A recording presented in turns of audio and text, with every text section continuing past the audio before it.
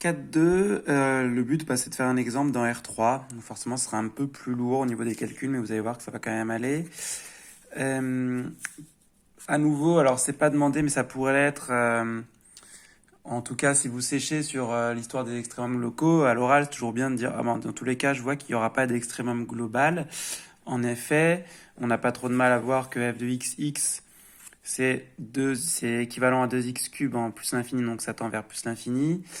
Et f de x, bah, toujours le même, tend vers moins l'infini quand x tend vers moins l'infini. Donc j'en déduis que f n'est pas majeur. D'ailleurs, on va essayer de donner dans l'ordre, les séparer pour mieux voir qui est lié à quoi. F n'est pas majoré, donc n'a pas de maximum global. F n'est pas minoré, donc n'admet pas de minimum global. Ok. Bon, revenons à notre exercice, parce que nous, on cherche s'il y a des extrémums locaux. Alors, dérivée partielle, donc il y en a 3, pas de problème. Et le point critique, les calculs sont pas, les points critiques sont pas difficiles, mais il faut pas en oublier, quoi. On a ce petit système. Le mieux, c'est de faire une substitution sur une des variables, x égale moins y, z, et vous tombez sur ce petit système. Et moi, je réfléchirais bien avec l'équation 2. Il y a 3 possibilités. Donc, si y vaut 0, ça vous donne x égale 0 et z égale 0. Si z égale 1, ça peut vous donner soit, donc ça vous donne x égale moins y, et moins y égale 0, donc soit x égale moins 1, y égale 1, soit x égale 1, y égale moins 1, etc. Et pareil pour z égale moins 1. Alors ça semble être rédigé par implication, mais en fait, j'ai mis qui donne, mais à ce moment-là, en fait, premier cas, y égale 0, alors le reste du système est équivalent à. Donc en fait, il n'y a pas besoin de vérifier, on a bien finalement 5 points critiques. Mais pas de panique, parce que pour des raisons de symétrie, ces trois-là sont les mêmes. Vous voyez que la fonction est symétrique par rapport à x, y, z. Et donc, c'est la même chose si c'est x qui vaut moins 1 et les deux autres qui valent 1, ou y qui vaut moins 1 et les deux autres qui valent 1, etc. Donc, en fait, il y aurait 3 points critiques à étudier. Celui-là, un de ceux-là et celui-là. Même si on pourrait peut-être d'ailleurs se ramener à cela. Bref, en tout cas, 3 maximum. On commence par 0, 0, 0, qui est le plus simple en général. Donc, pour h carré éventuellement petit, je calcule la différence, que j'aurais pu appeler delta. Hein. Là, c'est nos fameux delta. Et qu'est-ce qu'on a d'assez classique? Vous voyez, vous avez HKL qu'on maîtrise pas bien. On maîtrise pas bien parce que il peut être positif, négatif. Donc, on essaie de le rentrer dans un double produit. Donc, H plus KL au carré, ça c'est pas mal.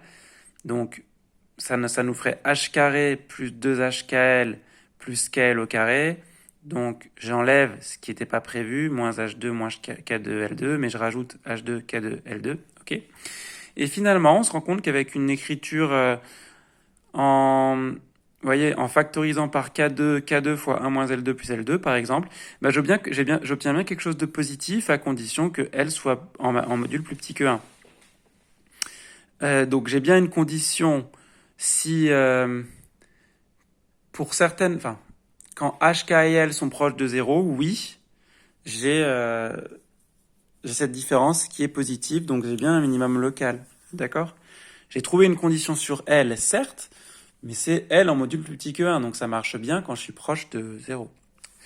Voilà pour le premier point critique. On passe aux autres. Alors, prenons par exemple moins 1, moins 1, moins 1. Je vous ai remis la fonction ici. F de moins 1, moins 1, moins 1, ça vaut 1, mais bon, vous savez qu'en fait, finalement, ça ne nous intéresse pas trop parce que les termes d'ordre 0 vont partir. Et donc, je calcule moins 1 plus h, moins 1 plus k, moins 1 plus l. Il n'y a pas de gros problème, hein, c'est que des carrés. Attention, il n'y a pas de problème du tout.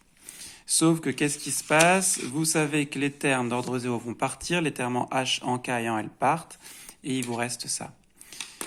Bon, alors ça, c'est pas trivial, mais en gros, ça, c'est un terme d'ordre 3, il va pas trop nous intéresser. Mais il y a un petit conflit entre ces termes d'ordre 2 qui sont positifs et ceux-là dont on connaît pas le signe. Eh bien, je vous laisse chercher. En fait, ça va pas marcher. Hein. Dès qu'on a en fait plus, moins, un signe, si c'était positif, moins positif, ou positif, moins signe non connu, en général, ça marche pas. Je vous laisse faire des propositions. Eh bien, si je prends delta de epsilon 0, 0, ça fait epsilon 2, tous les autres sont nuls, et donc c'est epsilon 2 strictement positif. Et si je prends epsilon, epsilon, epsilon, j'aurai 3 epsilon 2 moins 6 epsilon 2 plus 2 epsilon 3. Celui-là, vous voyez, il ne nous sert pas du tout parce qu'il va être négligeable. Ça va être équivalent à moins 3 epsilon 2, c'est négatif. Donc, ça veut dire que si proche que je veux de D, je trouve D', donc D', mais je suis en forme, D' tel que f de D' est strictement plus grand que f de D, et D seconde tel que f de D seconde est strictement plus petit que f de D. Donc on a un point CL où c'est pas un extrémum. Le dernier, en fait, on va beaucoup Enfin, 1 moins 1, par exemple, on va s'inspirer beaucoup de ce qu'on a fait, les calculs sont quasiment les mêmes. Alors, je les ai pas mis, hein, vous trouvez ça. Et à ce moment-là, en fait, ce qu'il faut le mieux, c'est de choisir. Donc, delta de epsilon 0, 0, ça fait toujours epsilon 2. Et par contre, en fait, par rapport à celui-là, hein, il y a celui-là qui n'a pas le même signe simplement. Ou encore, si vous voulez, par rapport... Tout à l'heure, on avait moins 1, moins 1, moins 1. Et là, on a 1, 1, moins 1. Donc, on va changer le signe sur le dernier. Si je prends epsilon, epsilon, moins epsilon, ça me fait 3 epsilon 2 plus... Là, ça me fait bien moins epsilon 2. KL moins epsilon 2 et HL moins epsilon 2.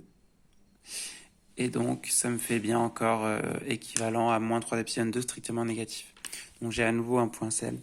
Donc, finalement, le seul extrémum local, c'était en 0, 0. Et ça valait 0. Voilà.